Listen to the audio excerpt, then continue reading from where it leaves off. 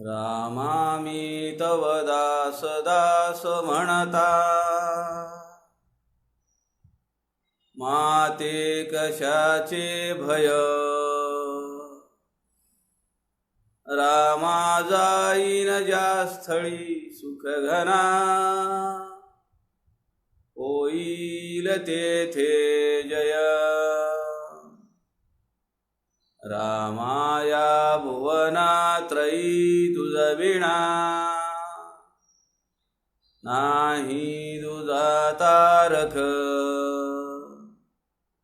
रामा तू सकलार्थ पूर्ण करिशी, तू तात मी बालक. तुका सारिखे पूर्ण वैराग्य ज्याचे, वसिष्ठा परी ज्ञान योगेश्वराचे.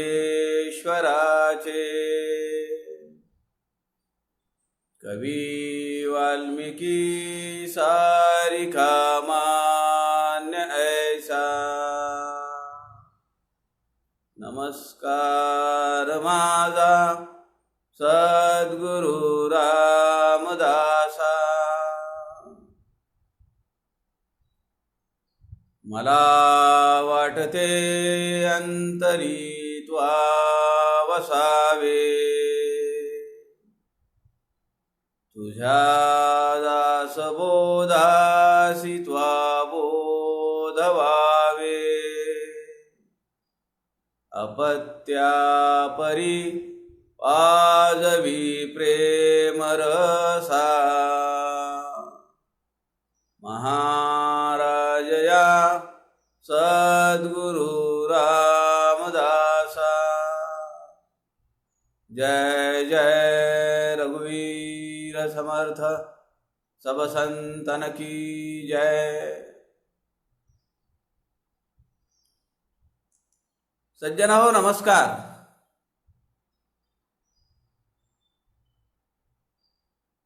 35 दिवस झाली समर्थ रामदासांच्या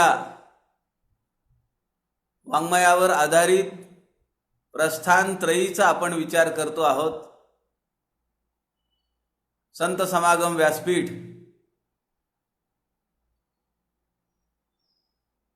हे चालवणारे आदरणीय प्रवीणजी शास्त्री, त्यांच्या माध्यमातून आपण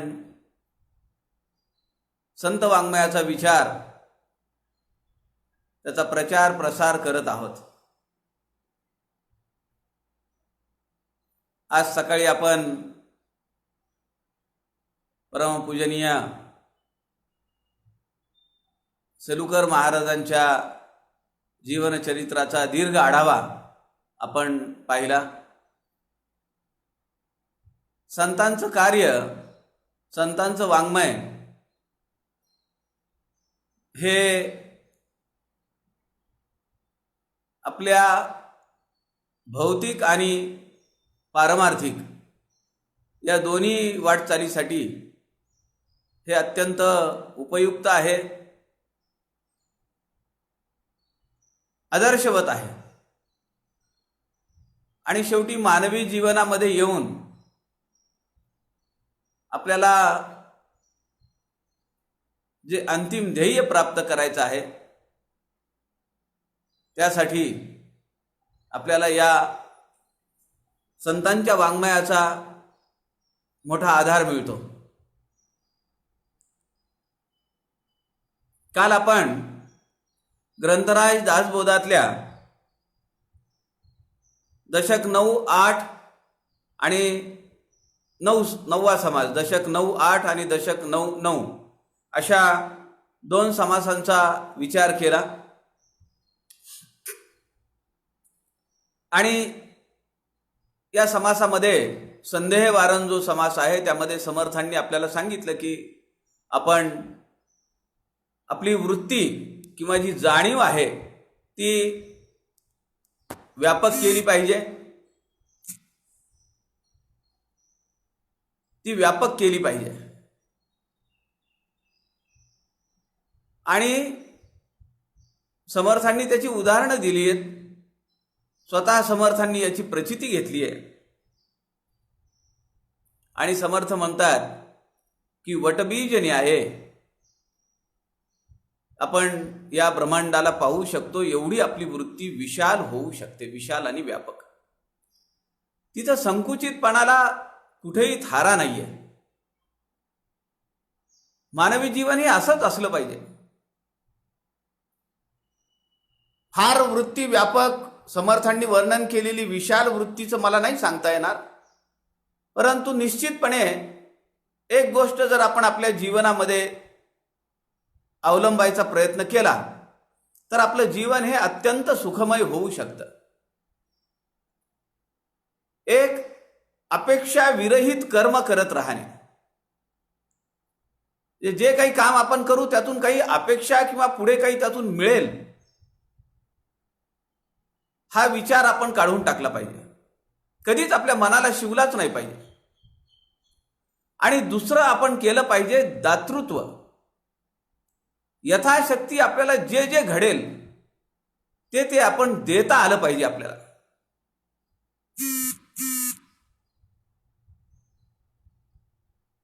हा जो देण्याचा दातृत्वाचा जो गुण आहे, निरपेक्ष वृत्तीनं विहित कर्म आणि यथाशक्ती दातृत्व, या जर दोन गोष्टी आपण आपल्या प्रापंचिक जीवनामध्ये जरी अवलंबल्या तर मी तुम्हाला सांगतो की आपलं आयुष्य, आपलं जीवन हे अत्यंत सुखमय होऊ शकतं. आपणच आपले दुःख वाढवत राहतो, आपल्या अडचणी वाढवत राहतो आणि त्याचा दोष मात्र इतरांवर देत राहतो. समर्थांनी या समासामध्ये आपल्याला वृत्ती विशाल करण्यासाठी, व्यापक करण्यासाठी सांगितलंय. पुढचा जो समास आहे, दशक 9 समास 10 स्थिती निरूपण. समर्थांनी या समासामध्ये पारमार्थिक साधनेतील साधकाची स्थिती वर्णन केलेली आहे. आणि या समासामध्ये जो साधक आहे तो समर्थांच्या समोर हा प्रापंचिकच आहे. तो हिमालयामध्ये जाऊन संन्यास घेतलेला, घरदार सोडून बाहेर जाऊन राहिलेला असा साधक नाहीये.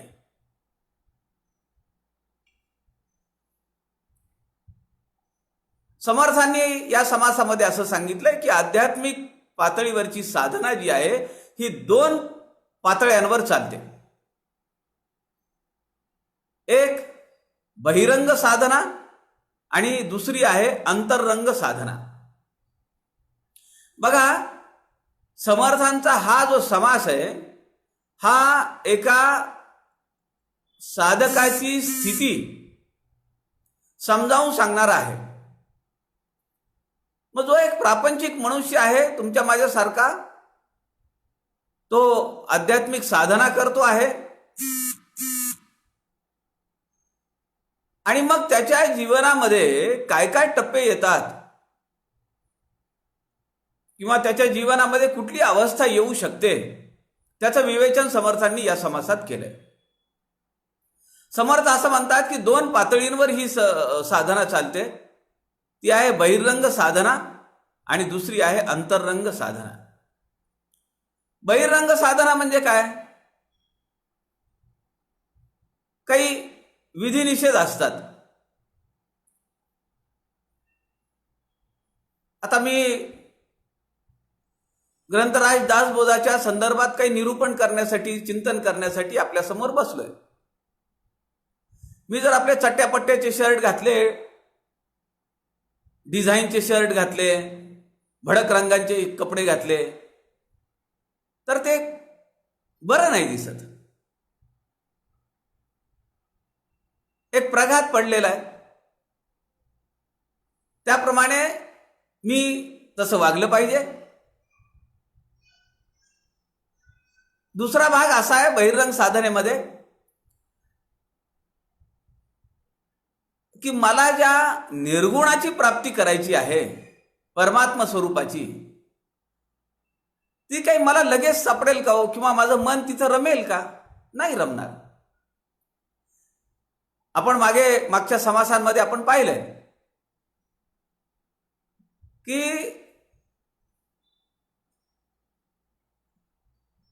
ज्या गोष्टी उपलब्ध नाहीत, ज्या गोष्टी दिसत नाहीत, अनुभवाला येत नाहीत, त्या खऱ्या मानायच्या.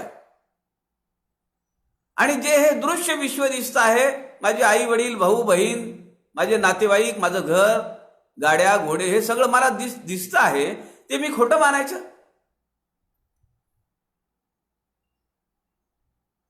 त्यामुळे बहिरंग साधनेमध्ये जसा माझा विचार आहे साधकाचा, तसाच माझ्या उपास्य देवतेचा सुद्धा विचार आहे बहिरंग साधना म्हणून.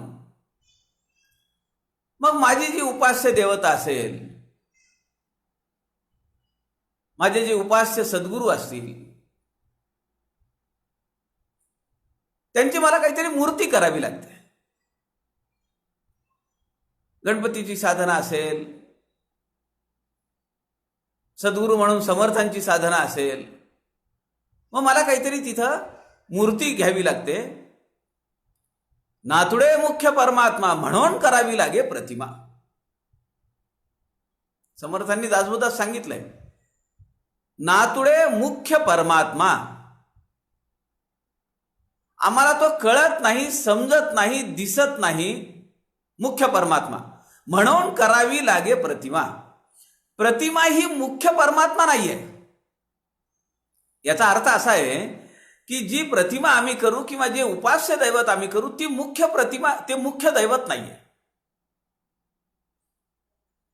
त्याच्या साहाय्याने आम्हाला मुख्य दैवतापर्यंत जायचं. सगुणाचे आधारे निर्गुण पाविजे निर्धारे. आम्हाला पहिल्या समासामध्ये आपण हे शिकलो. त्यामुळे समर्थ असं म्हणतात की प्रारंभिक अवस्थेमध्ये साधनेच्या बहिरंग साधनेला महत्व आहे. आता समजा की काही वर्षानंतर सुरुवातीला एका साधकाने साधना चालू केली आहे, मग तो सगळं पहाटे लवकर उठणे, जप, ध्यान, स्नान, शुचिर्भूत होणं, कपाळाला टिळा लावणं, कपडे साजेसे घालणं, व्यवस्थित बोलणं, असं तो सुरुवातीच्या काळामध्ये एक आदर्श उभा करायचा म्हणून, किंवा जो प्रघात आहे तो चालवला पाहिजे म्हणून. दोन्ही गोष्टी आहेत त्यात. म्हणून तो तसं वागतो, तसं राहतो. समर्थ म्हणतात की प्रारंभिक अवस्थेमध्ये हे फार आवश्यक आहे. समजा असा साधक, समर्थांचं उदाहरण घेऊ आपण. समर्थांनी टाकळीला सुरुवातीच्या तपाचरणाच्या काळामध्ये पहाटे उठावं, पोरांना घ्यावं, घाटावर जावं, तिथं सूर्यनमस्कार घालावेत, त्या पोरांना घरी पाठवून द्यावं. त्यानंतर मग समर्थांनी पाण्यामध्ये कमरे एवढ्या पाण्यात उभा राहून साधना करावी दुपारपर्यंत, मग माधुकरी मागावी. एक आदर्शवत जीवन प्रक्रिया किंवा जीवनाचे टप्पे समर्थांनी पाळले. पण जेव्हा समर्थ भारत भ्रमणाला निघाले, तेव्हा समर्थांना हे सगळं शक्य होतं का? नव्हतं. मग जिथं जे मिळेल, जसं मिळेल त्याप्रमाणे समर्थ राहिले. पण समर्थांच्या साधनेला काही बाधा पोचली का? एक साधक म्हणून समाजाचा समर्थांकडे पाहण्याचा दृष्टिकोन गढूळ झाला का? नाही झाला. उलट वरचेवर त्यांच्याबद्दलचा आदर, प्रेम, स्नेह हा समाजामध्ये वाढतच गेला. म्हणून समर्थ या ठिकाणी म्हणतात की साधकाला, बघा समर्थ या ठिकाणी या समासामध्ये साधकाची स्थिती आपल्याला समजावून सांगतायत. आपण आपल्यातला मी बाहेर काढला पाहिजे आणि त्याला कंपेअर करत राहिलं पाहिजे.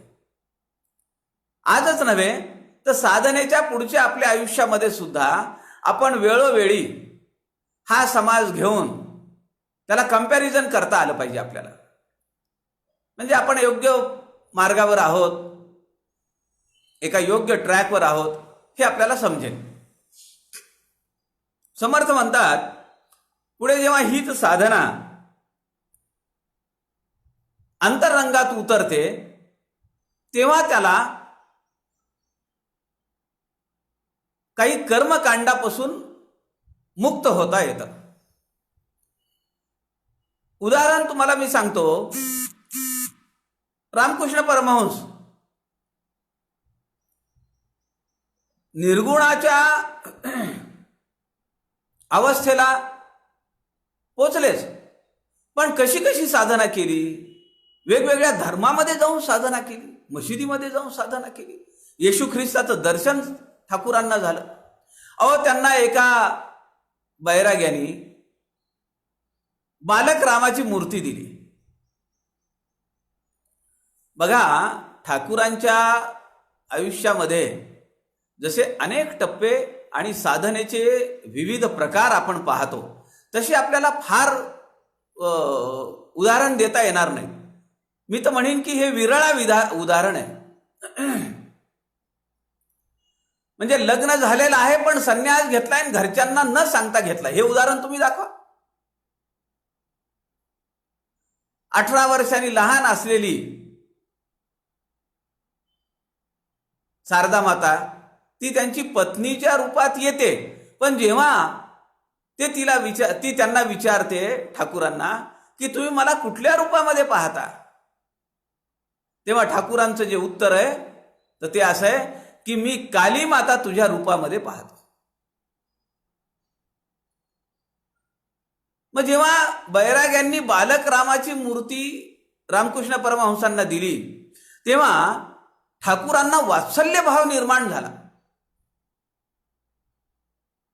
आणि मग ते लहान बाळाचे त्याला अंगाई गीत म्हणा किंवा त्या लहान बालवयातल्या रामाचे सगळे पद्य ते म्हणायला लागले. मोठ्या रामाचं जर एखादं पद्य कुणी गायलं तर ठाकूर त्याला थांबवत आणि ते म्हणत की बाल रामाचं पद्य गा. मीराबाई आहे. बहिरंग साधनेचे मी टप्पे तुम्हाला सांगतोय. या ठाकूरांनी आकाशगामी ते परब्रह्म स्वरूप प्रचितीला आणलंच ना त्यांच्या. मीराबाई घ्या. संत मीरेला तिचं चरित्र तुम्हाला माहिती आहे. तो प्रसंग काय आहे की खाली एक वरात चाललेली होती.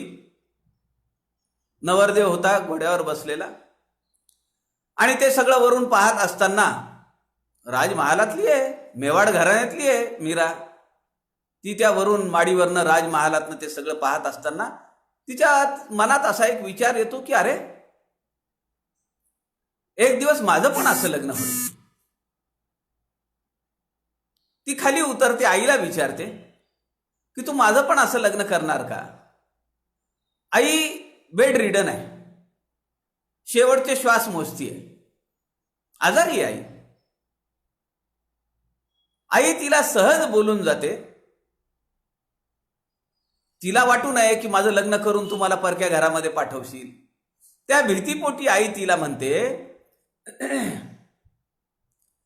की तुझं लग्न तर लागलेलं आहे. ती म्हणते कुणाशी. आई सांगते कृष्णाशी. आणि ती कृष्णाची मूर्ती ही बहिरंग साधन आहे, तिच्या डोक्यामध्ये फिट बसते. नंतर एक साधू त्यांच्या घरी येतात. ती त्यांची खूप सेवा करते. बहुतेक निपट निरंजन असं त्यांचं नाव आहे. आणि ती सेवा करते. साधू खुश होतात. साधू म्हणतात की तुम्हाला सगळं वेळच्या वेळी माझी फुलं, पाणी, पूजेसाठी लागणारं सगळं साहित्य, माझं जेवणाचं, माझं झोपण्याची सगळी व्यवस्था, हे सगळं तू पाहिलंच बेटा आणि मी तुझ्यावर खुश आहे. तुला काही पाहिजे असेल तर तू मागून घे, पण ते एक बघ की ते माझ्याकडे असलं पाहिजे आणि ते माझ्या कॅपॅसिटीत असलं पाहिजे. मीरा एक गोष्ट पाहत असते की हे जे साधू आहेत त्यांच्याकडे एक कृष्णाची मूर्ती आहे आणि त्या मूर्तीची ते नित्य नैमित्तिक पूजा करतात. अत्यंत लोभस मोहक अशी ती मूर्ती आहे, देखणी मूर्ती आहे. आणि मीरा म्हणते की हो साधूजी, मी मागितलं तर तुम्ही द्याल का? ते म्हणतात मी तर तुला आता सांगितलंय ते माझ्याकडे असलं पाहिजे आणि माझ्या कॅपॅसिटीत असलं पाहिजे, माझ्या आवाक्यात असलं पाहिजे. ती म्हणते मला तुमच्या जवळची कृष्णाची मूर्ती मला द्या. साधू नाही म्हणतात. ते म्हणतात अरे ते माझं आराध्य दैवत आहे, त्याच्याशिवाय मी कसा जगणार. आणि साधू निघून जातात. मीरेला चैन पडत नाही. ती सारखं तिच्या लक्षात, तिच्या ध्यानामध्ये तीच मूर्ती आहे. साधकाच्या बहिरंग साधनेची सुरुवात जी आहे त्या स्थितीचं आपण विवेचन करतो आहोत. स्थिती निरूपण हे समासाचं नाव आहे. 2-4 दिवसानंतर साधूंना रात्री दृष्टांत होतो आणि ते असं सांगतात, भगवान येतात स्वप्नामध्ये आणि ते म्हणतात की ही मूर्ती तू त्या मीरेला नेऊन दे, तुझा माझा सहवास इथपर्यंतच होता. ज्या मूर्तीसाठी मीरा रेसलेस झालेली आहे ती मूर्ती मीरेकडे येते. मला तुम्ही सांगा की आयुष्यभर मीरेने ती मूर्ती जवळ ठेवली का? किंवा त्या मूर्तीशिवाय दुसरं काही तिला आराध्य नव्हतं का? असं नाही.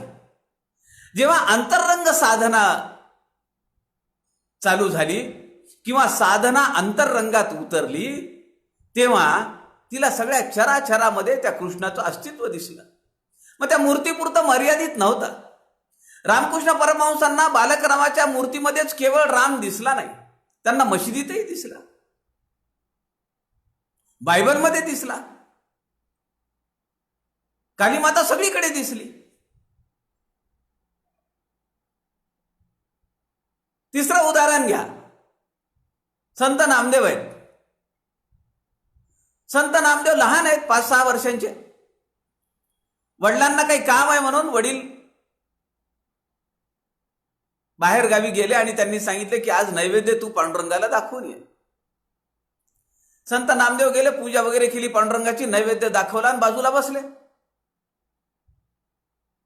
बराच वेळ झाला, भांड्यामध्ये भात तसाच आहे. बहिरंग साधना ही एका मूर्तीपुरती किंवा ती आपण त्याला सगुण पूजा म्हणू, सगुणोपासना. नैवेद्य भात तसाच आहे. तेव्हा नामदेव म्हणाले की रडायला लागले. म्हणले घरचे मला रागावतील, असं करतील तसं करतील. आणि तो आर्ततेचा भाव पाहून पांडुरंग प्रकट झाला, विठ्ठल प्रकट झाला. तो म्हणाला अरे असं नसतं, मला नैवेद्य दाखवायचा, घरी न्यायचं आणि हे तुम्ही प्रसाद म्हणून सगळ्यांनी खायचं आहे, कारण घरी काही नाहीये दुसरं आता, आणि रोज असंच करतात तुझे बाबा. नामदेवाने सांगितलं असं नाही चालणार, तुम्हाला हे खाल्लंच पाहिजे, नाही तर माझ्या पूजेमध्ये अवगुण दिसेल. पांडुरंगाने सांगितलं ठीक आहे, एका अटीवर मी खाईन, हे कुणाला सांगायचं नाही. नामदेव म्हणाला ठीक आहे, आता वेळ तो मारून न्या. आणि तो भात खाल्ला, ते भांड घरी आणलं. आईने विचारलं तू खाऊन टाकलं का ते सगळं? तर त्यांनी नामदेवानी सांगितलं की नाही, ते विठ्ठलाने खाल्लं. आश्चर्य वाटणार नाही तर काय. वडील आल्यानंतर वडिलांनी विचारलं, नामदेवाने सांगितलं. नामदेवाची आर्तता वडिलांच्या लक्षात आली. आता हे नामदेव केवळ पंढरपुरातच विठ्ठलाच्या मूर्तीमध्ये भगवंत पाहत राहिले का? अहो, संत नामदेवांसारखा एवढा कुठल्या कुठे जाऊन किती वर्ष संत नामदेव 14 वर्ष पंजाबात राहिलेले. आज पंजाबमध्ये संत नामदेवांची मंदिरं आहेत आणि कित्येक शीख लोक नामदेवांना आमचा कुळ पुरुष असं म्हणून मानतात. जेव्हा साधना अंतरंगात उतरते तेव्हा ती जी साधनं आहेत ती साधनं गौण होतात.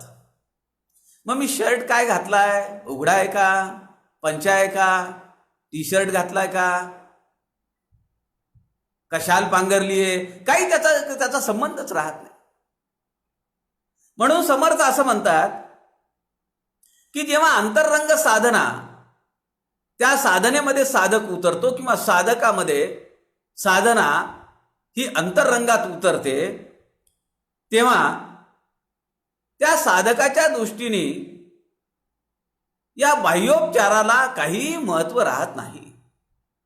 म्हणून आपल्याला आपण जेव्हा पाहतो तेव्हा काही सिद्ध पुरुष असे असतात की त्यांचं त्यांच्या कपड्यांकडे लक्ष नसतं. आपल्याला वाटतं की काय सिद्ध म्हणतात त्यांच्याबद्दल एवढं, आपण एवढं मोठमोठं यांच्या सांगत असतात, मोठे सांगतात किंवा यांची आध्यात्मिक किती पोच आहे हे सगळं सांगत असतात. पण हे असे कसे आहेत वागायला, कसे कपडे घातले त्यांनी, स्नान सुद्धा केलं नाही त्यांनी. ह्या सगळ्या गोष्टी त्या सिद्ध पुरुषाच्या ठिकाणी गौण आहेत. कारण साधना ही अंतरंगात वापर नाही करू, माझ्या अंतरंगात मी कसाही राहीन, कसेही कपडे घालीन असं नाही. ती एक मानसिक अवस्था आहे. असं म्हणतात काही कर्मकांडी मात्र जास्त महत्व देतात. आपण पाहिले संत तुकारामांच्या जीवन चरित्रामध्ये भटजी कसा किती कर्मकांडी होता, कायम ह्यांच्यात दोषच पाहायचा आणि हे सगळे जगासमोर तो मांडत राहायचा.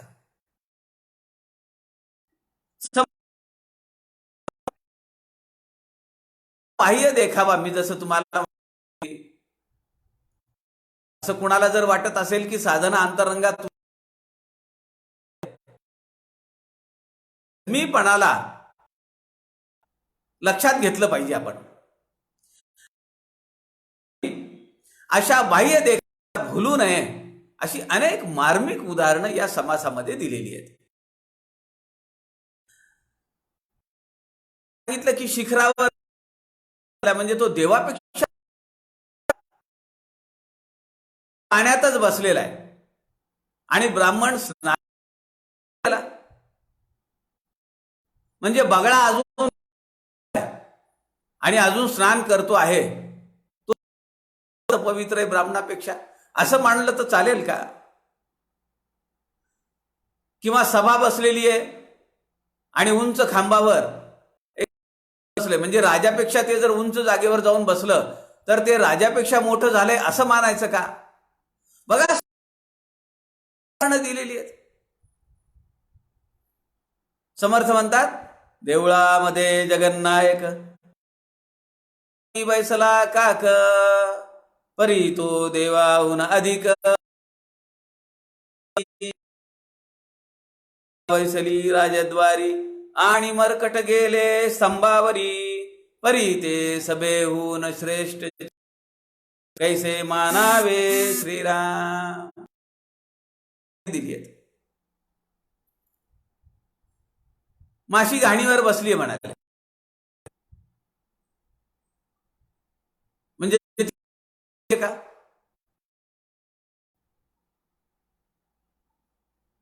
ती शांत बसली आहे म्हणजे ती ध्यानाला बसली नाही. त्यामुळे अनेक उदाहरणं समर्थांनी या ठिकाणी दिलेली आहेत आणि समर्थ असं म्हणतात की असं जर कुणी करत असेल तर त्याला असं नाव समर्थ देतात. कारण ती काही साधना खरी नव्हे. तो एक भंपकगिरी होईल, काही क्षणापुरता काही दिवसांपुरता भपका निर्माण करण्याचं काम ते होऊ शकतं, पण तो काही खरा साधक नव्हे.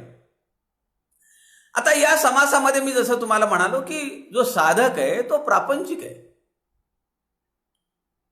तो या समाजात राहणार आहे. समर्थांनी काय सुरेख वर्णन केलंय ही ओवी जी आहे. लौकिक बरा संपादिला परी अंतरी सावध नाही झाला, मुख्य देवास चुकला तो आत्मघातकी श्रीराम. जेणे जयास भजावे तेणे त्या लोकासी जावे, निर्गुणी भजता व्हावे निर्गुणची स्वय श्रीराम. ही अंतरंग साधना आहे. आणि या श्लोकामध्ये या ओवीमध्ये पहिले जे 2 चरण आहेत, जेणे जयास भजावे तेणे त्या लोकाशी जावे. आपल्याला माहिती आहे, आपण मुक्तीचे 4 प्रकार पाहिले: समीपता, स्वरूपता आणि सायोज्यता. सायोज्यता मुक्ती अविनाशी आहे. आणि जसं भगवंतानी गीतेमध्ये सांगितलं की जो ज्या मार्गावर चालेल आणि ज्या भगवंताची आराधना करील, उपासना करील, तो त्या त्या लोकाला जाऊन मिळेल. भगवंताचं वचन आहे. त्याचा आधार समर्थांनी या समासात घेतलाय. आणि समर्थ असं म्हणतात की अशी साधना करणारा माणूस साधनाही चांगली करतो आहे आध्यात्मिक क्षेत्रातली, आणि त्याचा प्रपंच व्यवसाय पाहतो आहे. मग असा प्रपंच व्यवसाय पाहत असताना त्याच्याकडे समर्थांनी जी ही पहिली ओवी सांगितली, लौकिक बरा संपादिला, 2 गोष्टी आहेत यात. एक, लौकिक बरा संपादिला म्हणजे तुम्ही काही भौतिक साधनं तुमच्याकडे जमा झाली. छानपैकी घर बांधलं, टुमदार बंगला बांधला, 4 चाकी घरासमोर गाडी आली, 2-4 नोकर चाकर घरामध्ये आले. दुसरा अर्थ त्याचा असा आहे, लौकिक बरा संपादिला म्हणजे तुम्ही साधना करत असताना समाजाने तुम्हाला एका वेगळ्या पातळीवर पाहण्याचा प्रयत्न केला किंवा एका वेगळ्या पातळीवर, उच्च पातळीवर तुम्हाला नेऊन ठेवलं.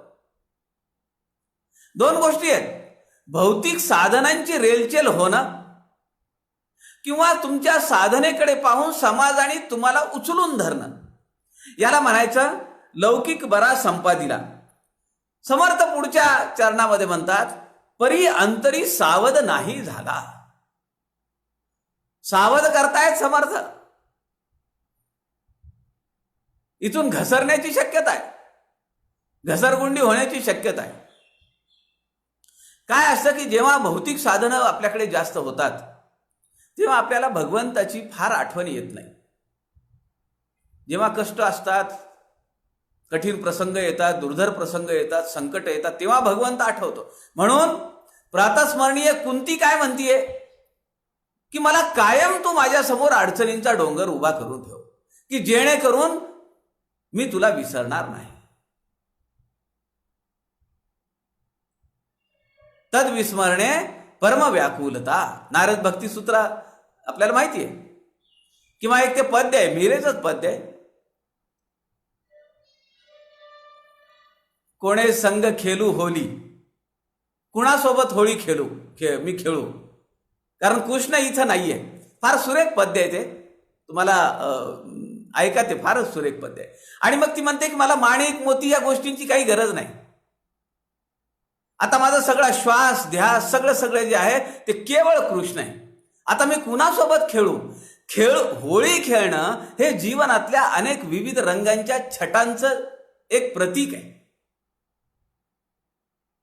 समर्थ या ठिकाणी असं म्हणतात की समाजाने तुम्हाला एका आदराच्या ठिकाणी नेलं, समाज तुम्हाला चांगलं म्हणायला लागला, आदराने पाहायला लागला, तुमचा चहेता वर्ग निर्माण झाला, तुम्हाला शिष्य समुदाय निर्माण झाला, तुमच्या मागे पुढे फिरणारे लोक निर्माण झाले, किंवा भौतिक साधनं तुमच्याकडे सगळी आली. समर्थ या ठिकाणी म्हणतात परी अंतरी सावध नाही झाला. अरे इथं गडबड होण्याची शक्यता आहे. मी साईड ट्रॅक हो, कायम विवेक जागृत असला पाहिजे साधकाच्या अंतःकरणात. साधकाची स्थिती निरूपण करतायत, विवेचन करतायत समर्थ, कुठल्या टप्प्यावर काय होईल. आणि मग असं झालं तर पुढे समर्थ म्हणतात मुख्य देवास चुकला तो आत्मघातकी. सिद्धीमुळे म्हणा किंवा दैववशामुळे म्हणा, पण या दोन गोष्टी जर झाल्या, यालाच काय म्हणले, लोकेशणा, किंवा लोकांनी चांगलं म्हणावं, लोकांनी आदराने पाहावं वगैरे, असं जर समाजाने आपल्याला भौतिक साधनांची रेलचेल झाली तर साधनेपासून ढळू शकतो. आणि समर्थांनी त्याला नाव दिले आत्मघातकी. पुढच्या ओळीमध्ये समर्थांनी सांगितले की जेणे जयास भजावे तेणे त्या लोकाशी जावे. आपण पाहिले सलोकता, समीपता, स्वरूपता, ती तो लोक किंवा त्या उपास्य देवतेच्या तिकडे जाता येईल. निर्गुणी भजता व्हावे निर्गुणाची सोय. आता ही अंतरंग साधना झालीये. आता त्याच्या समोर कुठली मूर्ती नाहीये, कुठलाही आकार नाहीये. आता त्याची साधना ही त्या निर्गुणाची, त्या परब्रह्म स्वरूपाशी त्याची तदाकारता झालीये. ती साधना त्याच्या अंतररंगात उतरली. दोन पातळी समर्थांनी या समासामध्ये आपल्याला सांगितल्यात. एक बहिर्रंग साधना आणि दुसरी आहे अंतररंग साधना. समर्थ असं म्हणतात की अंतररंग साधना चालू झाली. फार महत्वाचा सल्ला समर्थांनी या ठिकाणी दिलाय. समर्थ म्हणतात अंतररंग साधना चालू झाली की साधकाला तो करत असलेली उपासना आणि त्याचं मिळणारं फळ म्हणजे सिद्धी, या दोन्ही गोष्टी साधकाच्या लक्षात येतात की या सकाम आहेत आणि त्या विनाशी आहेत. बघा समर्थांचं वाक्य काय. समर्थ सांगतायत की ती जी उपासना आहे ती सुद्धा विनाशी आहे. आणि ही साधना करत असताना आपोआप काही सिद्धी प्राप्त होतात. लोकांनी चांगलं म्हणणं ही एक सिद्धीच आहे ना. समर्थांनी दासबोधामध्ये एका ठिकाणी सांगितलंय, लोक ओळला म्हणजे लोकांचा समुदाय ओळला, आपल्या मागे लागला, तर तो सिद्ध पुरुष आहे. त्याला काहीतरी सिद्धी प्राप्त झाली आहे म्हणून लोक त्याच्या मागे आहेत, म्हणून त्याला बसतायत, त्याला हवं नको बघतायत, त्याचा आदर्श आपल्या जीवनामध्ये उतरवण्याचा प्रयत्न करतायत. समर्थ असं म्हणतात की या साधकाच्या लक्षात येतं, म्हणजे एक लक्षात घ्या, आपण आपल्या अंतःकरणामध्ये किंवा आपण मनामध्ये ठसवलं पाहिजे की जोपर्यंत मी उपासनेमध्ये आणि त्या उपासनेच्या फळामध्ये अडकलेलो आहे तोपर्यंत मी बहिर्रंग साधनेतच आहे. हा ठोकताळा आहे समर्थांनी दिलेला. साधना जर माझ्या अंतःकरणात उतरलेली असेल, मी जर अंतररंगी साधक झालेलो असेल, तर माझं उपासनेकडे मी दुर्लक्ष नाही करत. उपासना ही माझ्यासाठी आणि त्या फळाकडे मी बिलकुल लक्ष देत नाही किंवा त्या फळासाठी मी साधना करतच नाही. कारण मला माहितीये की हे जे फळ मिळणार आहे हे फळ हे विनाशी आहे, नाशिवंत आहे. म्हणून समर्थ या ठिकाणी म्हणतात मुख्य देवाला ओळखायचं आणि तो निर्गुण देव आहे त्या परब्रह्माचं चिंतन त्या साधकांनी करत राहिलं पाहिजे, म्हणजे तो परब्रह्म स्वरूप होईल. निर्गुणाचे कैसे भजन निर्गुणी असावे अनन्य, अनन्य होता होई जे धन्य निश्चयेसी श्रीराम. त्या निर्गुणापासून ढळायचंच नाही.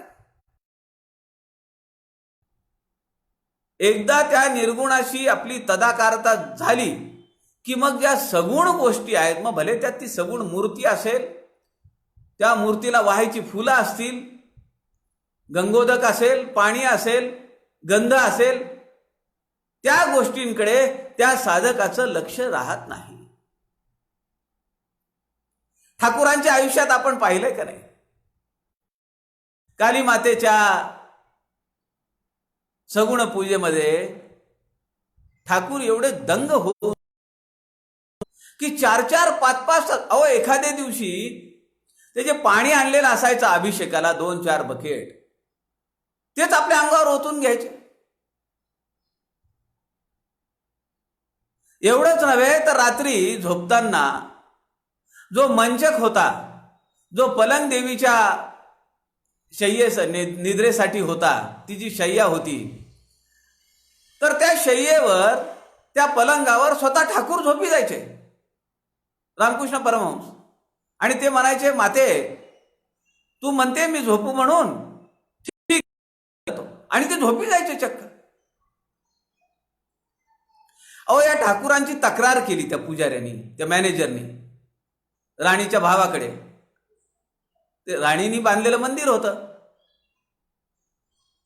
ते तक्रार केली आणि सांगितलं की हे पागल आहे. आणि अक्षरशः रामकृष्ण परमहंसांना पागल पुजारी असंच म्हणायचे लोक रस्त्याने जाताना, मुलं वगैरे.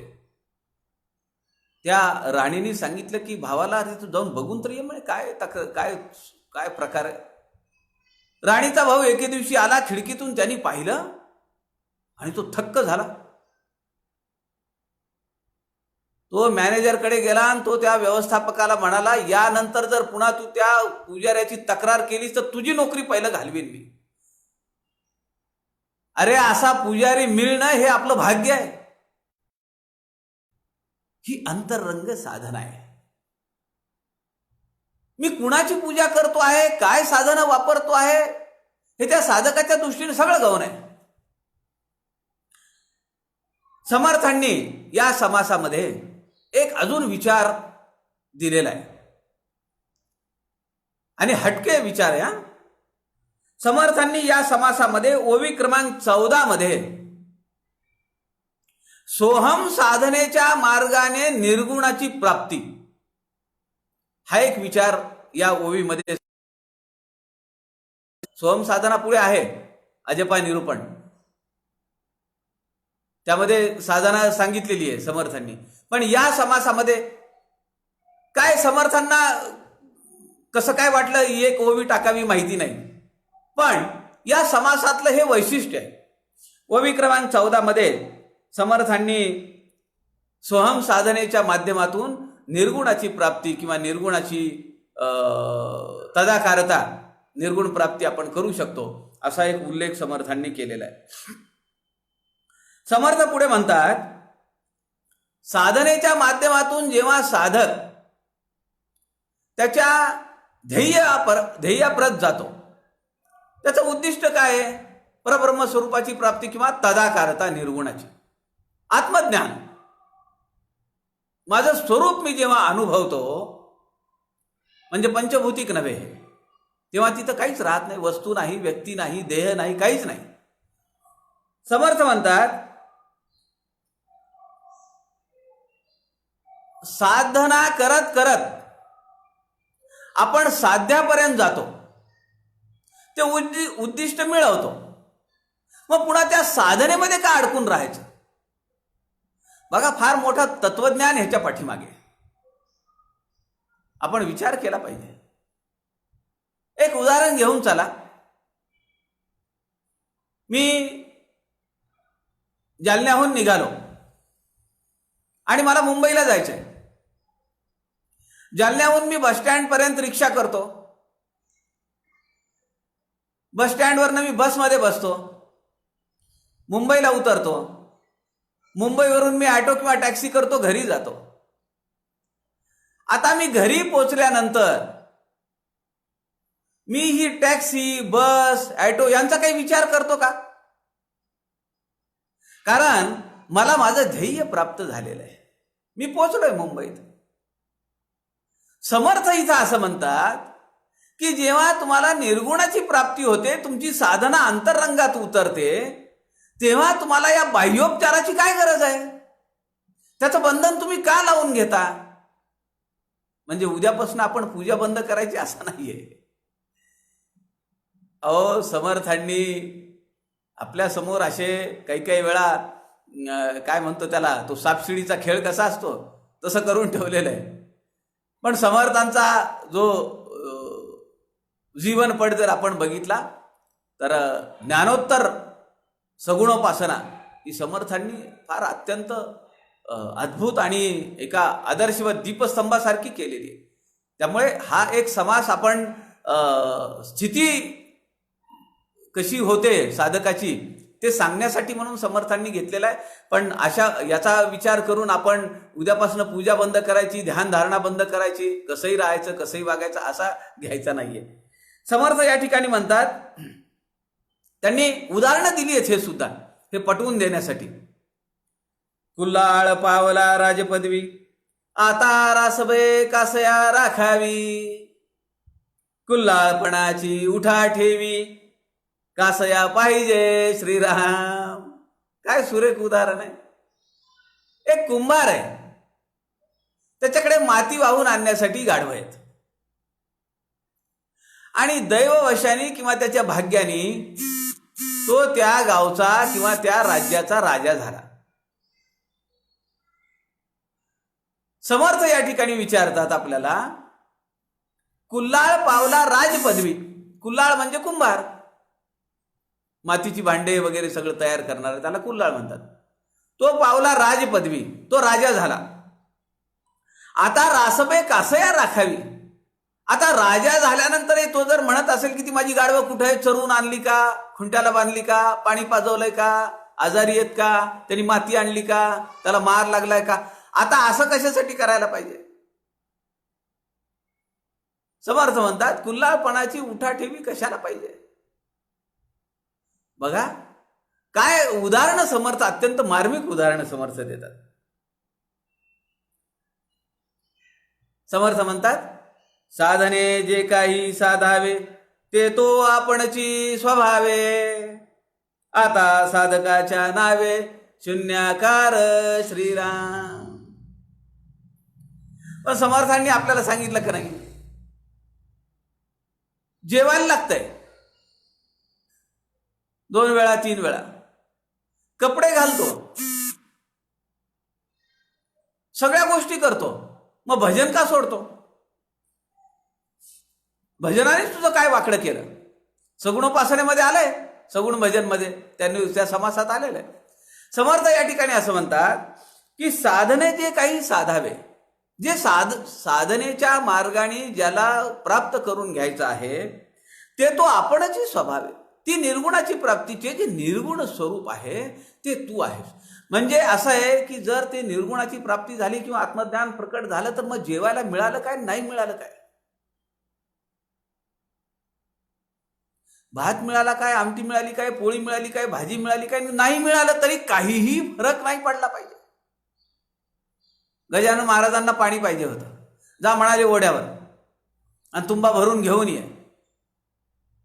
ओढ्याला पाणीच नाहीये आणि जे खास खळग्यात पाणी होतं ते घाण पाणी होतं. आपल्याला माहिती आहे ते सगळी गजानन विजय ग्रंथ आपण नेहमी पारायण करतो. पण तो तुंबा बुडवल्याबरोबर अशी अवस्था जर झाली तर मग त्या साधनेचा काहीही अवडंबर वाजवण्याचं किंवा त्याचं बंधन घेण्याचं कारण नाहीये असं समर्थ सांगताय.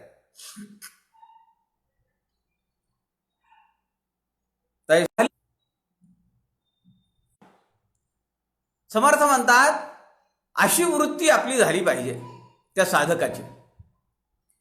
तैसा अवघा वृत्तीभाव, तैसा म्हणजे परब्रह्म स्वरूपासारखा. परब्रह्माला काहीच लागत नाही, त्याला आकार नाही, रंग नाही, रूप नाही, त्याला काही खायला लागत नाही, प्यायला लागत नाही. असा वृत्तीभाव साधकाचा झाला पाहिजे. जर झाला तर नाना साधनांचा उपाव, साध्य झालिया कैचा ठाव, साधनाशी श्रीराम. ते साध्य झाल्यानंतर साधनांचा कसला ठाव आलाय, कशाला त्या साधनांमध्ये. अशी अनेक सोपी सोपी उदाहरणं समर्थ या समासामध्ये देतात. आणि समर्थ शेवटी असं म्हणतात की निर्गुणाशी जो अनन्य झालेला साधक असतो तो त्याला अमृत, तीर्थ, एखादं पवित्र क्षेत्र याला त्याच्यामध्ये काहीही फरक वाटत नाही. तो जिथं जाईन त्याला तिथं ते सगळं सारखंच असतं. म्हणून समर्थ त्या समासामध्ये म्हणतात तीर्थे तीर्थास जावे कोण्या प्रकारे. आता हा तीर्थच आहे ना, हा पवित्र झालाय, तो देहात आहे परंतु त्याला देहबोध नाही राहिलेला, तो जीवनमुक्त आहे. आपण पाहिलं जीवनमुक्त, नित्यमुक्त आणि मुक्त. आता तो जीवन जगतो आहे परंतु तो काय आहे, मुक्त झालेला आहे, तो जीवनमुक्त आहे. समर्थ म्हणतात अनंते पाहावा अनंत. अरे हा अनंत आहे, मग अजून कोणत्या अनंताला त्यांनी पाहायचंय? भगवंते लक्षावा भगवंत कोण्या प्रकारे, अशी अवस्था साधकाला अंतरंग साधनेमध्ये प्राप्त होऊ शकते, असं हे सगळं वर्णन समर्थांनी या समासामध्ये केलंय. आता अशी अवस्था प्राप्त झाल्यानंतर या साधकाचं अंतःकरण आणि त्या चराचराच्या जे सांभाळणारे जे चैतन्य आहे त्या परमेष्ठीचं अंतःकरण एक होतं. यालाच आपण काय म्हणलंय, जाणपण निरूपण. आपण जो समाज बघितला, आमची जाणीव ही व्यापक झाली पाहिजे. समर्थ म्हणतात आता हे अंतःकरण दोन राहिले नाहीत. आणि पुढचा जो समास आहे तो समास दशक 10वा, समास पहिला, अंतःकरण एक निरूपण. समासाचं नाव आहे अंतःकरण एक. त्या एकला पुढे घ्या, एक अंतःकरण. अंतःकरण एक म्हणलं की लक्षात येत नाही. एक अंतःकरण म्हणजे दोघांचं किंवा अनेकांचं अंतःकरण हे एकच आहे. आता जी जी काही साधना करणारी मंडळी आहेत आणि ते परमात्म तत्व, हे सगळं एका पातळीवर आहे. त्यामध्ये द्वैत नाहीये, अद्वैत आहे. आणि म्हणून या समासामध्ये समर्थांनी तोच धागा धरत जाणपण निरूपणाचा या समासामध्ये सांगितलंय की या दृश्य विश्वामध्ये सचेतन आणि अचेतन. आता लक्षात घ्या की जो जीवनमुक्त साधू आहे तो अचेतन असल्यासारखाच आहे. त्याला काही खायला दिलं कुणी तर खाईल, नाही दिलं तो 2-2, 3-3 दिवस उपाशी राहील. एका प्रकारे तो अचेतनच आहे. दिसत जरी असला वरून देहधारी, पण त्याला देहाची जी काही अत्यावश्यक कर्म आहेत, देहाच्या ज्या देह चालवण्यासाठी ज्या अत्यावश्यक बाबी आहेत त्या लागत नाहीत. मी तुम्हाला काल उदाहरण दिलं, कोटगीरकर शास्त्री. आजही कोटगीरकर शास्त्री आता 85च्या दरम्यान असतील. त्यांचं घर 350-400 वर्षापूर्वीचं जुनं घर आहे आणि ते फार मोठे वास्तुशास्त्री आहेत. वास्तुशास्त्राप्रमाणे त्यांचं घर आहे. मी तुम्हाला काल म्हणालो की त्यांनी 5-6 वर्षाखाली केवळ बेलाच्या पानांचा रस घेऊन 4 महिने चातुर्मास काढला. मला तुम्ही सांगा, आम्हाला अर्धी पोळी कमी पडली तर उठाव वाटतं का जेवणावरून, जेवणाच्या ताटावरून? धरून चला उदाहरण घ्या की आज थोडी अर्धी पोळी कमी आहे. आपण काय म्हणतो, जरा काहीतरी आहे का दुसरं? घरातलेच म्हणतात मग मुरमुरे लावून द्यायचे का, पोहे लावून द्यायचे का, कोटा भरला पाहिजे. पण जीवनमुक्ताला हे काहीच नाहीये. म्हणून समर्थ या ठिकाणी सांगतात की अंतःकरण एक जे आहे, फार सुरेख उदाहरण दिलेली समर्थांनी या समासामध्ये. आणि समर्थ म्हणतात की ही जी शुद्ध जाणीव आहे ही सगळ्या चराचराला व्यापून आहे. मग ती साधकाला सुद्धा व्यापून आहे. साधकाची आणि ते जे महाचैतन्य जे आहे, जे चैतन्य आहे की जे या परमेष्ठीला, या सगळ्या चराचराला, दृश्य आणि अदृश्य चराचराला व्यापून आहे आणि त्याचं ते नियोजन करत आहे, ती शक्ती आणि माझ्या अंतःकरणातली शक्ती ही एकच आहे. आणि पुढे समर्थ या ठिकाणी म्हणतात की शिष्याच्या मनामध्ये जड वस्तूमध्ये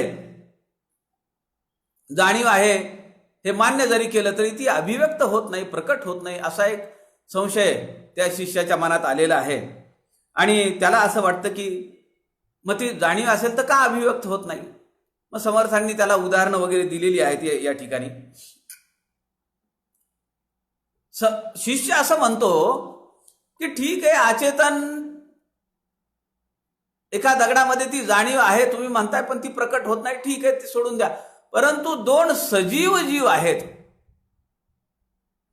त्यांच्यातलं सुद्धा अंतःकरण एक नाहीये, जाणीव एक नाहीये.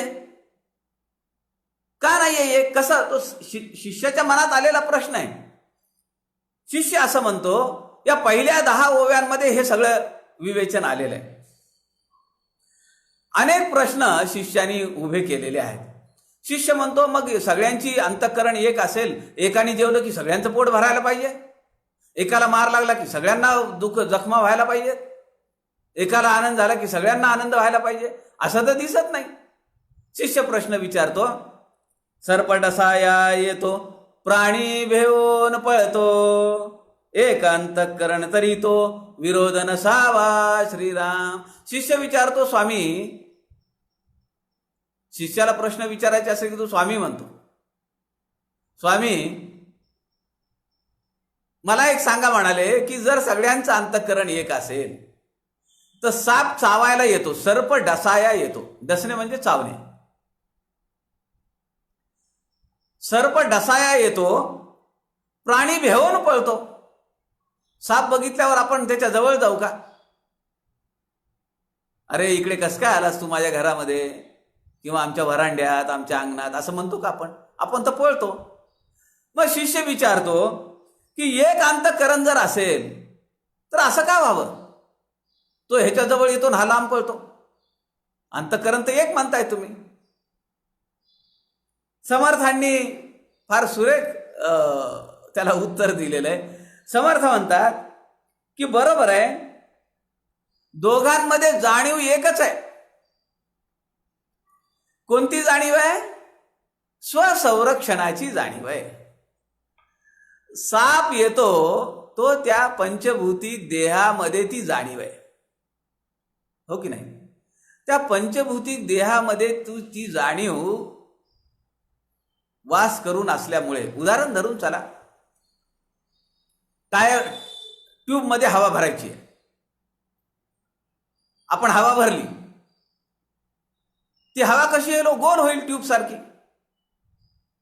आणि फुग्यामध्ये हवा भरली तर ती गोल होईल का?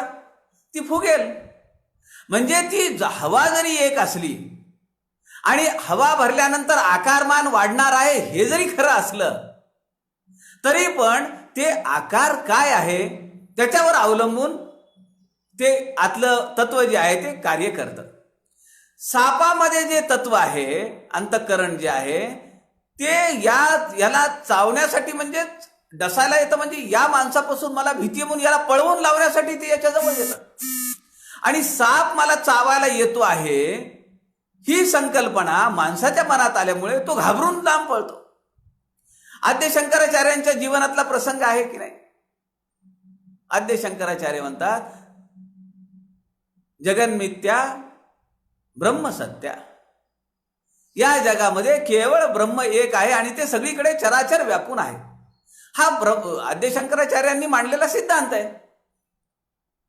आणि मग त्या रस्त्याने जात असताना,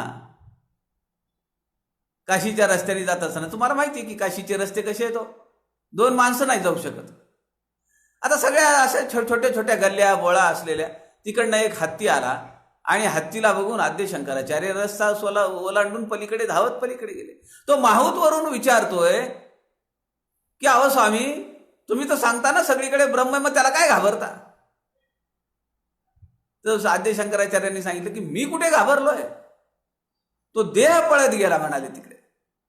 तसं या ठिकाणी समर्थांनी शिष्याला समजावून सांगितलं की अरे म्हणाले, अंतःकरण एकच आहे आणि ती जाणीव आहे की मला हा माणूस मारेल म्हणून तो त्याच्या अंगावर साप त्याला चावायला जातो, आणि हा साप मला चावेल आणि मी मरून जाईल म्हणून माणूस पळून जातो. शेवटी काय आहे? जाणीव एकच आहे, शुद्ध जाणीव, ती आहे स्वसंरक्षणाची. पण तो त्या देहामध्ये ती जाणीव असल्यामुळे त्या देहाच्या मर्यादांप्रमाणे ती जाणीव अभिव्यक्त होते. मग समर्थ सांगतात, सुरेख उदाहरणं समर्थांनी हे तत्वज्ञान किंवा हे सूत्र पटवून देण्यासाठी समर्थांनी अनेक उदाहरणं त्यामध्ये दिलेली आहेत. ते म्हणतात की अग्नी जसा तुला दाहक आहे तसा झाडाला दाहक आहे, कुत्र्याला पण दाहक आहे, सापाला पण दाहक आहे, पाणी, त्यात गारवा आहे, तो तुला गार आहे, घोड्याला गार आहे, पक्षाला सुद्धा गार आहे. म्हणजे शेवटी ती जाणीव सगळीकडे सारखीच आहे. अभिव्यक्त होताना या देहाच्या मर्यादांवर अवलंबून ती आहे.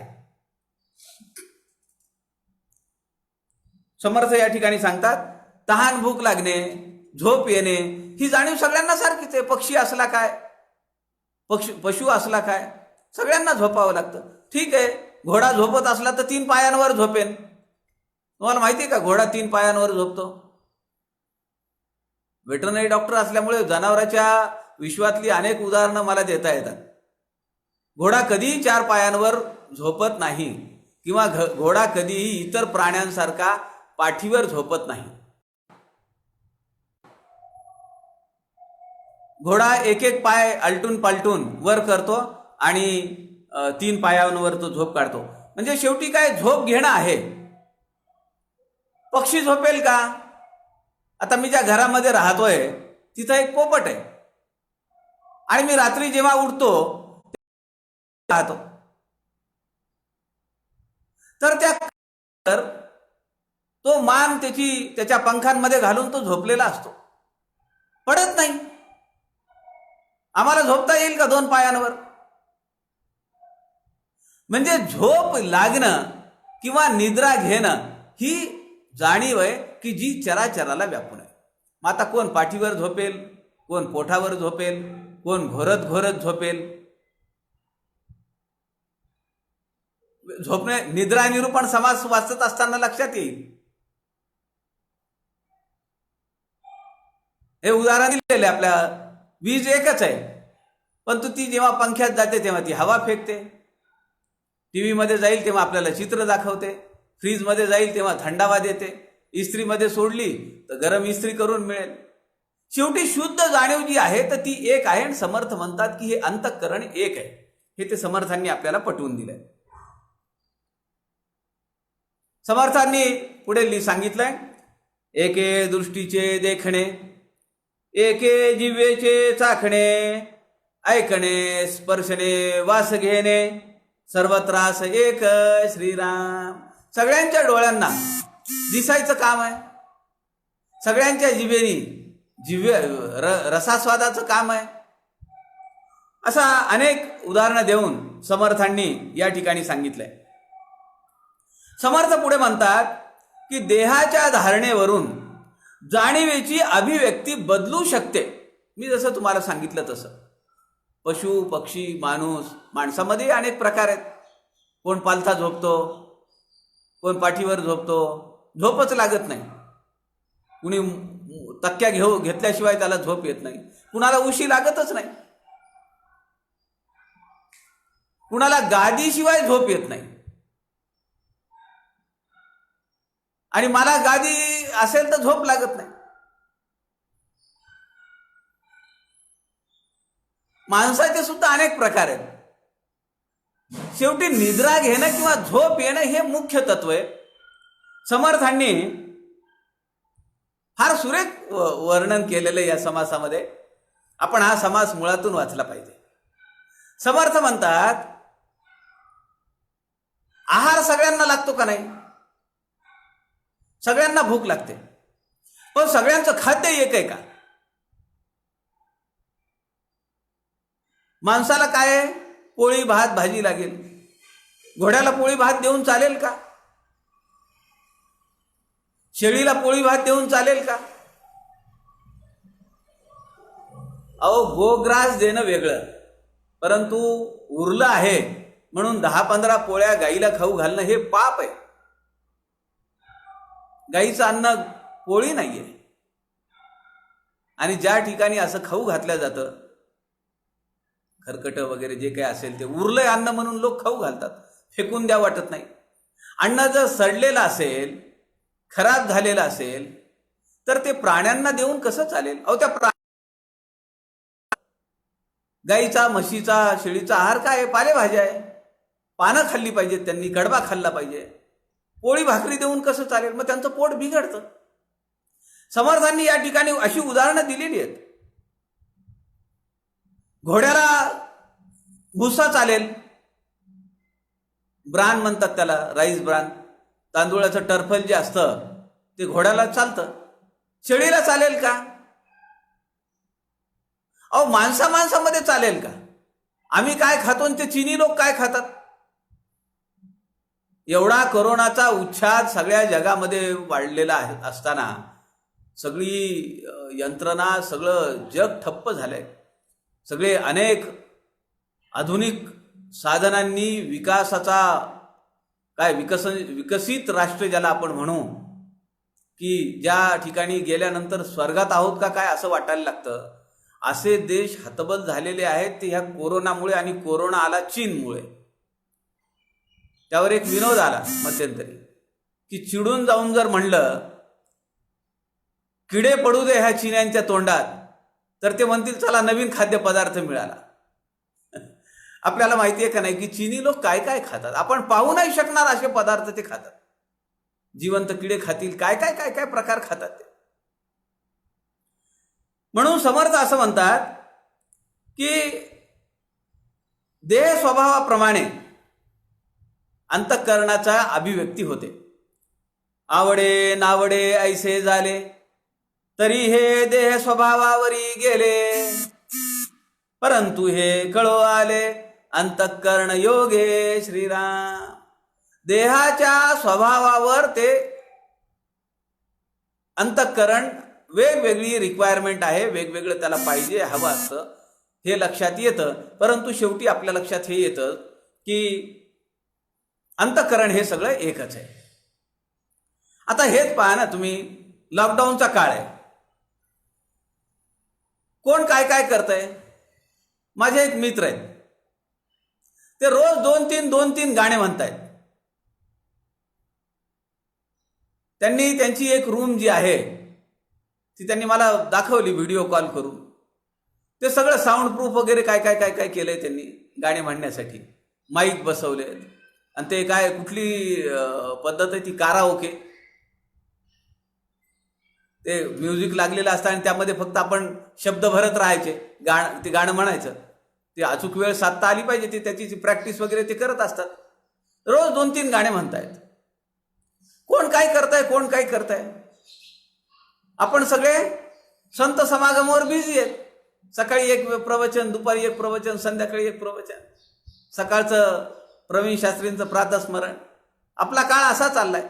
म्हणजे देहाच्या स्वभावाप्रमाणे शेवटी काय आहे की हा जो लॉकडाऊनचा पिरियड आहे तो चांगला घालवणं, किंवा हा जो वेळ आहे तर तो काहीतरी कारणी लावणं आपण पाहतो. आपण कशाच्या कारणी लावतोय? या मार्गाने. आणि काही लोक काय करतायत? त्या प्रकारचं काम करतायत. कुणी गाणी म्हणतायत, कुणी जाहिराती करतायत. त्या इन्शुरन्सच्या जाहिराती किती आहेत? आणि भीती दाखवली जाते की तुम्ही जर हॉस्पिटलमध्ये ॲडमिट झालात तर तुमचं करोड लाखो रुपयाचं बिल होतं. मग घ्या ना 1 कोटीचा इन्शुरन्सचा विमा, इन्शुरन्स घ्या, विमा घ्या, आणि ज्यादा महंगा नाही आहे असंही तो सांगतो. म्हणजे काय 10-15 रुपयात येतं का? ज्यादा महंगा नाही आहे म्हणजे. कोण काय करतंय, कोण काय करतंय? कुणी आत्महत्या करतंय फ्रस्ट्रेशनमुळे. शेवटी काय आहे? माणूसच आहे. पण अंतःकरण हे एक जरी असलं तरी त्या त्या देहाच्या स्वभावाप्रमाणे ते अभिव्यक्त होत आहे. समर्थांनी अनेक उदाहरणं या समासामध्ये दिलेली आहेत. समर्थ म्हणतात, कोठे उणे कोठे अधिक, परंतु जिनस मासला एक, जंगम प्राणी कोणी एक, जाटिल्या विण नाही श्रीराम. शेवटी काय आहे? कुठं प्रकट आहे, कुठं फरक आहे, कुठं अभिव्यक्त होत आहे, कुठं व्यक्त होत नाहीये, अव्यक्त आहे. परंतु शेवटी काय आहे? अंतःकरण हे सगळ्या चराचरामध्ये व्यापून उरलेलं आहे आणि ते एकच आहे. समर्थ पुढे म्हणतात की ही अंतःकरण साधनेच्या द्वारे जर आपण शुद्ध केलं, म्हणजे ते जाडपण निरूपण समासाला साधर्म्य असलेला हा समास आहे, तर आपल्याला प्राण्यांच्या अंतःकरणाशी सुद्धा तदाकारता किंवा त्या जाणीवेशी एकरूप होता येतं. परवाच्या दिवशी आपण बघितलं की वनस्पती शास्त्रज्ञांनी याचा शोध लावला की आपण जर हळुवारपणे वनस्पतींच्या जवळ गेलो, त्यांच्या अंगावरनं हात फिरवला तर ती लवकर बहरतात. आपण जर गाणी लावली तर गाई म्हशी जास्त दूध देतात. हे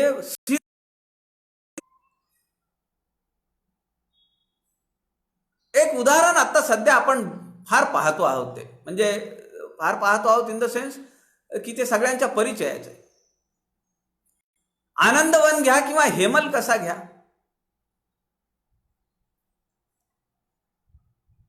बाबा आमट्यांची तिसरी पिढी काम करतीये. त्या प्राण्यांचं आणि आमचं अंतःकरण एक झालंय का नाही? तुम्हाला मला जो अजगर चावतो, वाघ चावतो, खाऊन टाकतो, त्या वाघासोबत ते खेळतायत ना, ही वस्तुस्थिती आहे का नाही? हे कशाचं द्योतक आहे? समर्थांनी दासबोधामध्ये सांगितलेल्या तत्वाचं द्योतक आहे असं नाही वाटत? एवढा विचार आपण केला पाहिजे. आणि ही सगळी उदाहरणं आपल्या आजूबाजू अवतीभोवती आहेत ना, आपल्याला शिकता आलं पाहिजे यातून. तिसरी पिढी आहे आणि अजगर काय, वाघ काय, अस्वल काय, या सगळ्यांसोबत ते मैत्र भावानी राहत आहेत. आता तिथं तो सर्प डसाया येतो, प्राणी भेवून पळतो, हा भाग आहे का? कारण ती जाणीव एक झालेली आहे. अजगराला माहितीये की डॉक्टर आमटे मला काही दुखापत करणार नाहीत, आणि डॉक्टरांनाही माहितीये की हा अजगर किंवा हा वाघ मला चावणार नाहीये. जाणीव विश्वव्यापी होऊ लागली तर सर्वांचं अंतःकरण एक आहे याचा प्रत्यय येतो. म्हणून साधू संत जे असतात ना, सिद्ध पुरुष, तर हे लाभाविन करी प्रीती ऐसी कळवळ्याची जाती. देखवेना बुडती हे जन देखवेना डोळा, म्हणून कळवळा येत असे. त्यांना तळमळ वाटायचं कारण काय आहे? कारण त्यांची जाणीव, ते अंतःकरण एक झालेलं असतं, ते विश्वव्यापी झालेलं असतं. आपण केनोपनिषदामध्ये 3 गोष्टी पाहिल्या साधना. एक पाहिली आधिदैविक, आध्यात्मिक,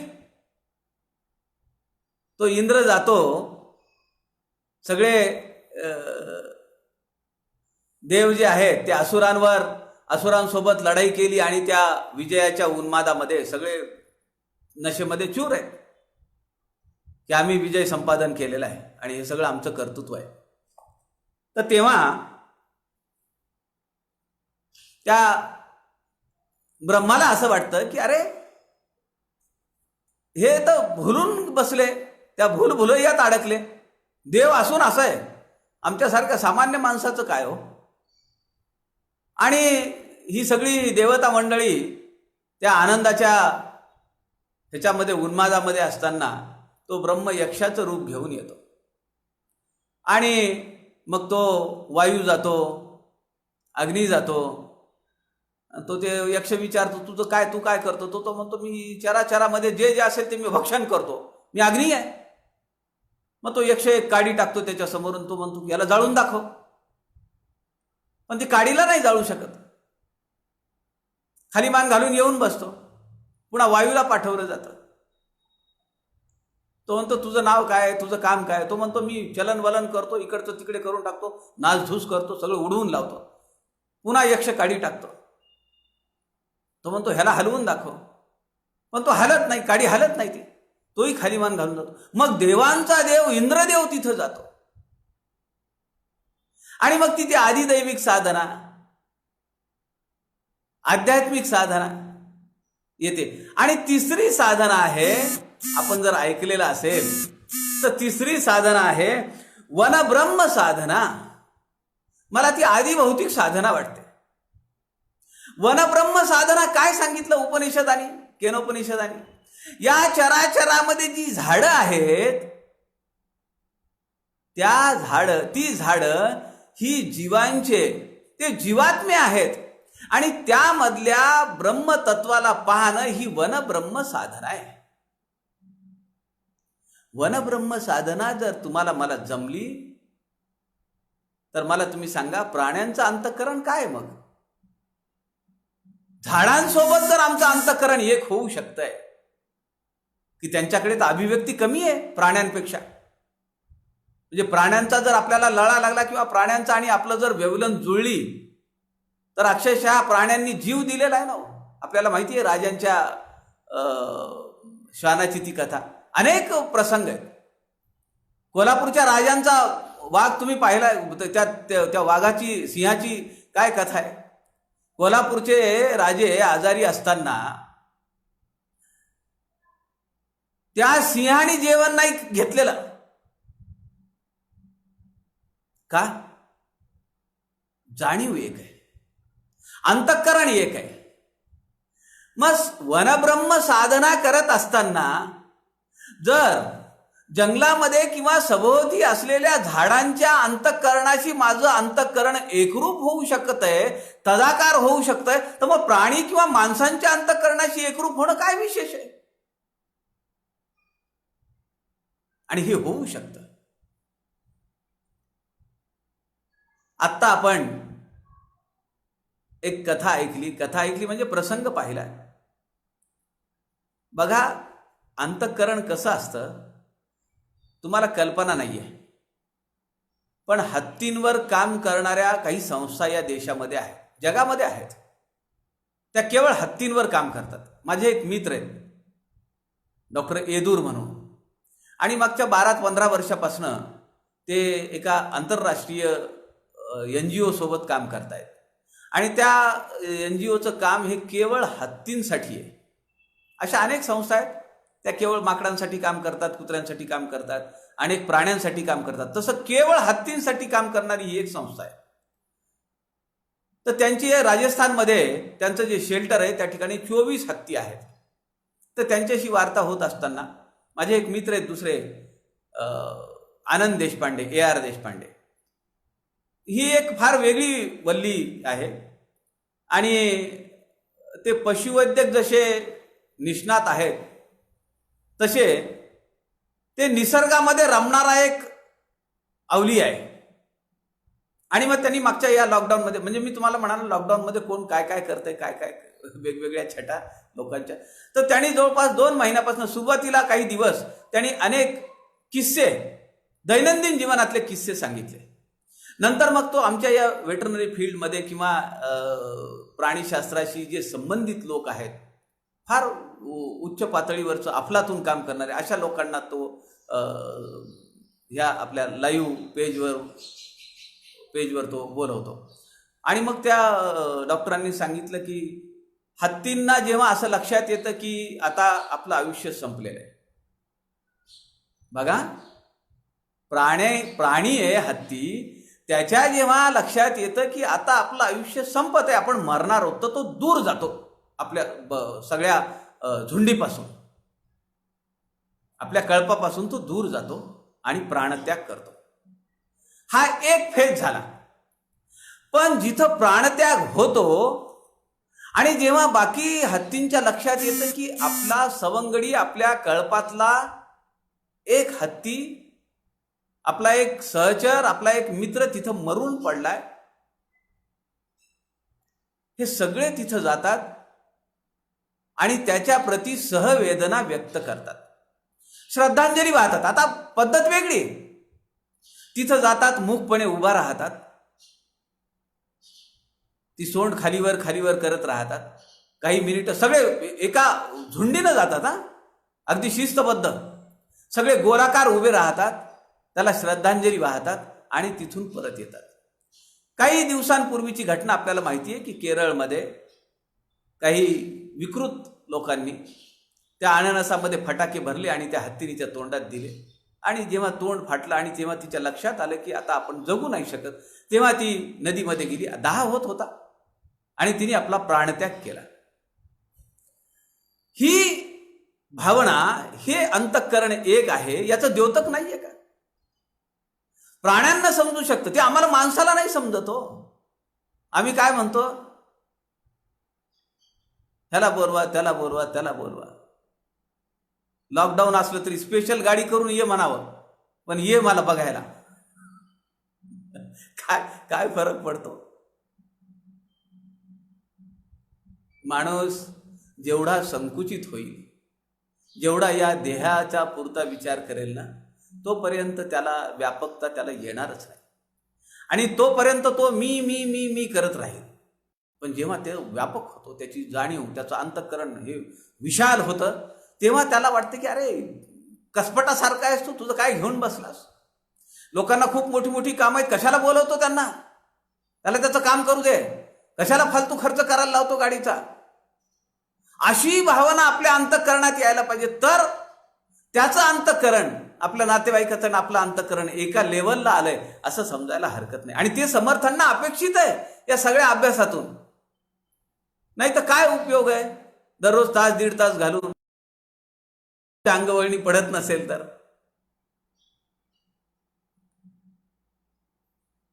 आणि पुढचा जो समास आहे, समर्थांनी 3:30 झाले. दशक 10वा समास एक आपण अंतःकरण एक हा. आणि जसं केनोपनिषद आपल्याला सांगतं की आध्यात्मिक साधना, अधिदैविक साधना, तशी वनब्रह्म साधना आहे. साधना ही अंतःकरण एक या समासाला अगदी पॅरलल असलेली साधना आहे. आम्ही साधना करत करत समर्थांना अपेक्षित आहे की आमची साधना एवढी व्यापक झाली पाहिजे की आमचं अंतःकरण आमच्या कुटुंबातल्या अंतःकरणाशी एक तर आहेतच आपण. म्हणजे कुणाला काही मार लागला, आपल्याला वाईट वाटतं, त्याला तशी माझं ही भावना ज्या आहेत, माझं हे अंतःकरण अधिक व्यापक होत गेलं पाहिजे. आणि ते त्या चराचराच्या अंतःकरणाशी, परब्रह्माच्या अंतःकरणाशी त्याची आणि माझी एकदा वेवलेन जर जुळली तर पुन्हा मी राहतच नाहीये. मिठाची बाहुली आहे आणि तिला जर सांगितलं की तू सागराची खोली बघून ये, ती जाईल. पण सागराची खोली किती आहे हे सांगायला ती उरेल का? किंवा ती बाहुली तरी राहील का की मी इथपर्यंत खाली उतरले, हो 10 फुटावर गेले, मी विरघळले, सांगणारी बाहुली राहील का? तिचं अस्तित्व संपेल, ते मीठ संपेल, त्या मिठात असलेले क्षार सगळे सगळे विलीन होतील त्या समुद्रात. आणि हेच तर आम्हाला पाहिजे. अशी साधना आपल्या सगळ्यांच्या हातून घडावी. समर्थांच्या चरणी प्रार्थना करू. आपल्या सगळ्यांच्या उपस्थित सभासदांच्या अंतःकरणातल्या परमेश्वराला, त्या परब्रह्म स्वरूपाला वंदन करतो. आजची झालेली सेवा समर्थांच्या चरणी अर्पित करतो. उद्या दुपारी 2 वाजता पुन्हा पुढच्या समासासाठी भेटूया. तोपर्यंत जय जय रघुवीर समर्थ.